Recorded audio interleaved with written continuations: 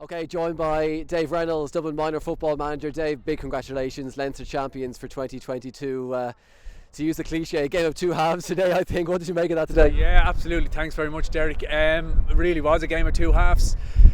When we arrived, it was glustering the wind. It was shooting one way down. It was just one of them days where you just knew we just set up that it was going to be a game of two halves. Little did we know in the first half we would actually be, to put a bit, we weren't on top flight what we could have potentially been, and again it just took us probably 10 or 15 minutes to get into the game. We hadn't scored, I think, probably for nearly the first 7 or 8 minutes, playing with a gust wind, and we were kind of taking shots from maybe angles that we don't usually take.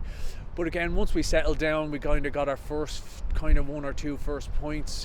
We settled down. There was a bit of nervousness looking from our sideline as well with some of the lads. And once we got the first few scores, Kildare kind of came back into it in the first half as well. And then we were kind of down at half time.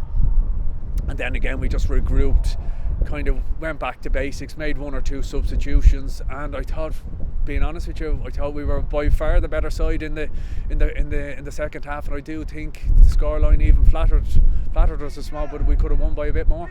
Yeah, those substitutions at half-time made such a big difference in that second half. We saw the impact of the substitutions in that second half and what they did in terms of creating chances for yourselves. And like you say, there's a few chances left behind there. Could have even been a bigger win in the end. It was a bit tight. There was a chance for Kildare towards in the last few minutes that could have gone either way, but like I say, a very deserved victory in the end, and it could have been by even more.